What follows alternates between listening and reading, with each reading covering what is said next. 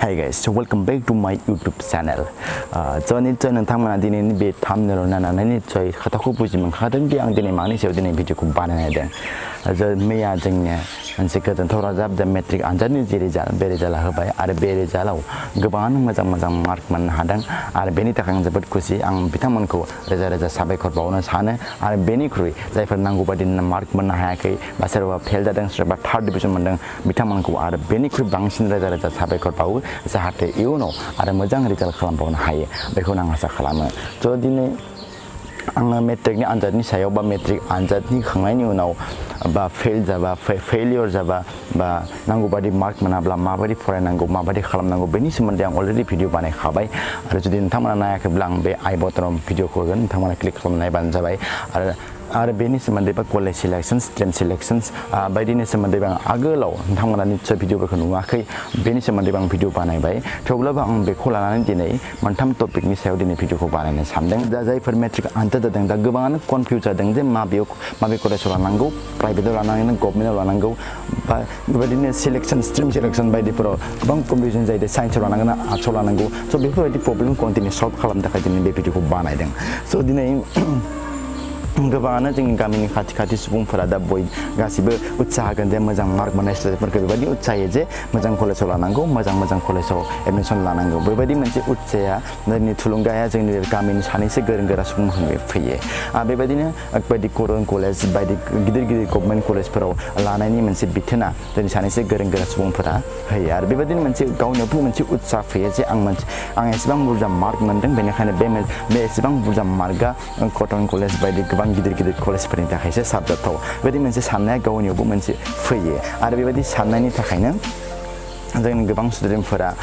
बिदिनो गिदिर कलेजाव लायो आरो गावनि बे मार्कखौ नायनानै मोजां कलेजाव एडमिसन लायो स' बेबायदि जाथाया जोंनि गेजेराव जायो दा जोंनि गेजेराव सोंथिया जाबाय मा गभर्नमेन्टआव लानांगौ ना प्राइभेटआव लानांगौ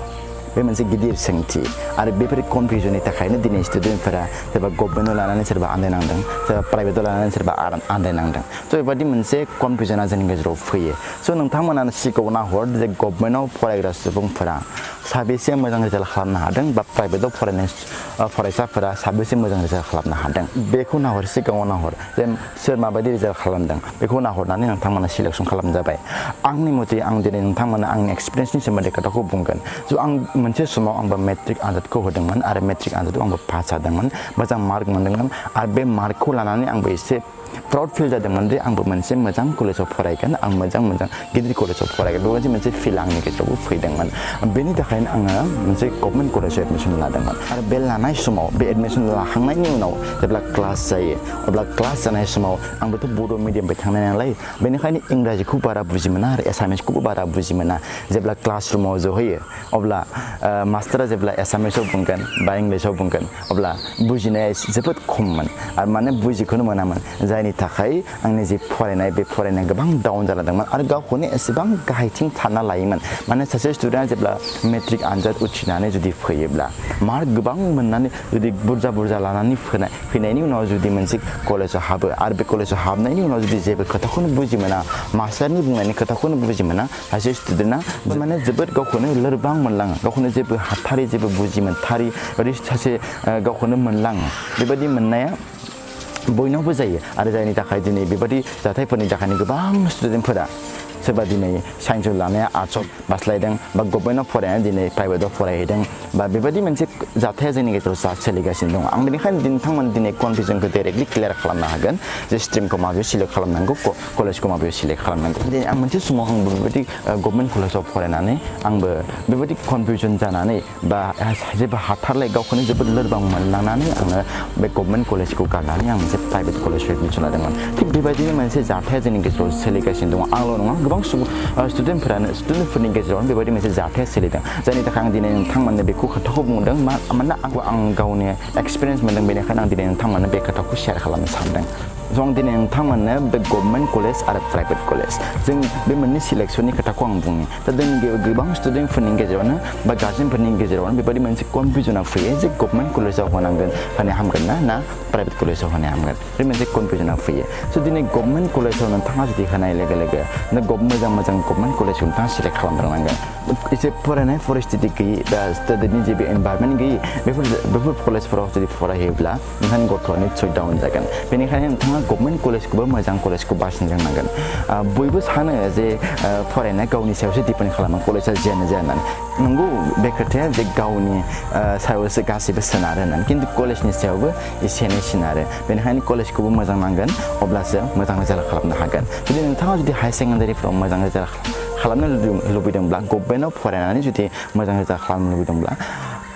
मोजां गभर्नमेन्ट कलेजखौ सिलेक्ट खालामनांगोन जाय फरायनाय परिस्थितिया मोजां माबायदि हायार सेकेन्डारियाव माबायदि रिजाल्टआ मोजां जायो माबायदि जायो बा फार्स्ट डिभिजन थाङा सेकेन्ड डिभिजन मोना बा फेलबो जादोंमोन नामा गोबां बेबायदि मोनसे एभारेजखौ नायनानै नोंथांनि जि गथ'खौ एडमिसन होनांगोन बा मोजां कलेजाव एडमिसन लाहोनांगोन स' दिनै गभर्नमेन्ट कलेजावबो गोबां गाज्रिबो दङ मोजांबो दङ बेनिखायनो नोंथाङा जेब्ला मोजांखौ सिलेक्ट खालामनांगोन आरो बेफोर मोजांखौ सिलेक्ट खालामनायनि उनाव नोंथांनि गथ'खौ टिउसन बायदिसिना एक्सट्रा टिउसनफ्रावबो नोंथाङा गोसो होनांगोन मानो गभर्नमेन्ट कलेजफोराव आं दहाय नोंथांमोननो बुंदोंमोन जे नोंथांनि गथ'आ दिनै बर' मिडियामनिफ्राय थांगोन दा बर' मिडियामनिफ्राय थांनाय लोगो लोगो नोंथाङा दिनै गभर्नमेन्ट कलेजाव जिरायहैबाय दा जिरायहैनाय लोगो लोगो बेयाव अनलि 40-60 जन स्टुडेन्ट थाया बेयाव गोबां स्टुडेन्ट थायो 200-250 स्टुडेन्ट थायो आरो बेफोर गासै स्टुडेन्टखौ मोनसे रुमावनो ज' बहायजोबो आरो बे समाव सासे टिचारा बुखिबाय थागोन एसामिसै आरो इंलिसै आरो जिहेतु नोंथांनि गथ'आ एसामिसावबो ओरै एक्सपार्ट नंखाया आरो फारसेथिं इंराजियावबो बारा एक्सपार्ट नङा जिहेतु बर' मिडियामनिफ्राय थांनाय नालाय बेनिखायनो बेबायदि मोनसे जुदि जनाय लोगो लोगो टिचारनि बुंनायखौ बांद्राय बुजि मोना जायो आरो बुजि मोननाया एसे तान जायो जायनि थाखाय गावनियाव मोनसे नार्भास फिल फैयो जे आं मानो हाथारला नामा आं मानो बुजि मोनथारा बेबायदि मोनसे कनफिउजना फैयो जायनि थाखाय सासे स्टुडेन्टआ फरायनायखौनो दोनथ'नो गोनां जायो आरो फरायालासिनो 1 year गेप दोननानै नेक्स्ट इयार बेबायदि फरायनायफिननाय बेबायदि जाथायफोरखौ जों नुबोगासिनो दङ स' दिनै नोंथाङा जाहाथे नोंथांनि गथ'खौ बेबायदि जाहोनो लुगैयाब्ला बा जायफोर स्टुडेन्ट नोंसोरो जुदि बेबायदि खालामनो लुबैयाखैब्ला नोंथां मोजां कलेजखौ सिलेक्ट खालामनांगोन जायफोराव मोजां रेगुलार क्लास जायो बा मोजां फरायनायनि जि स्टाडि एनभायरनमेन्ट दङ बेफोरबायदि कलेजफोराव सिलेक्ट खालामनांगोन आरो बेफोरबायदि कलेजफोराव मोजां एडमिसन नांगोन जुदि नोंथाङा जुदि न'नाव फैसा थाखानि एसे प्रब्लेम जायोब्ला बा मान्थलि माहा जुदि 1000 2000 3000 4000फोर दिहुननो हायाब्ला बेफोरबायदि जुदि गभर्नमेन्ट कलेजखौ जुदि नोंथाङा फसायोब्ला बा प्राइभेटआव होआलासिनो जुदि गभर्नमेन्टआव जुदि होनो लुबैदोंब्ला सिलेक्ट खालामनो मोजां कलेजाव सिलेक्ट खालामनांगोन जायफोर कलेज दङ जेरैबायदि हानाय स्ट्रिक खालामाबानो कलेजाव एन्ट्रि खालामनो हाया बा बेबायदिनो गोसो थोनाय मोजां मोननायल' खालि बेफोरबायदिनो थाबाय थाग्रा मोननैसो कलेजफोर दङ जाहाथे बेफोर कलेजफोराव हाबा बेनिखायनो नोंथांमोनखौ रिकुवेस्ट खालामो बेनो जुदि नोंथाङा जुदि गभर्नमेन्ट कलेजखौ जुदि सिलेक्ट खालामनोबा गभर्नमेन्ट कलेजनिफ्राय जुदि मोजां रिजाल्ट खालामनो लुबैदोंब्ला नोंथाङा मा खालामनांगोन गिबियावनो कलेजखौ मोजां कलेजखौ सिलेक्ट खालामनांगोन बेनि उनाव एक्सट्रा टिउसन नांगोन आरो एक्सट्रा टिउसनजों लोगोसे रेगुलार स्टाडि नांगोन अब्लानो नोंथांनि गथ'आ बा नोङो मोजां रिजाल्ट खालामनो हागोन स' बेनो गभर्नमेन्ट कलेजनिया दा नेक्स्टआव फैगोन प्राइभेट कलेज दा प्राइभेट कलेजाव फरायब्ला माबायदि जायो दिनै 90-80% स्टुडेन्टफ्रानो प्राइभेट कलेजाव फरायो दिनै अनलि 10%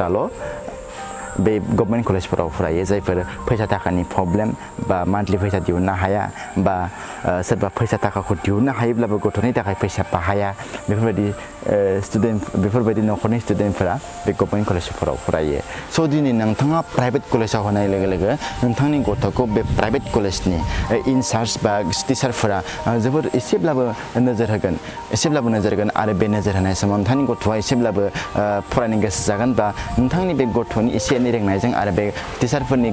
इनचार्जफोरनि एसे प्रेसारजों नोंथांनि गथ'आ निस्सय मोजां रिजाल्ट खालामनो हागोन स' नोंथांमोना निस्सय नुबाय प्राइभेट कलेज आरो गभर्नमेन्ट कलेजनि डिफारेन्सखौ गभर्नमेन्ट कलेजाव फरायनांगौ जायोब्ला रेगुलार स्टाडि नांगोन एक्सट्रा टिउसननि गोनांथि जागोन आरो लोगोसे मोजां कलेजखौ सिलेक्ट खालामनांगोन आरो नेक्स्टआव जुदि प्राइभेट कलेजाव होनो लुबैदोंब्ला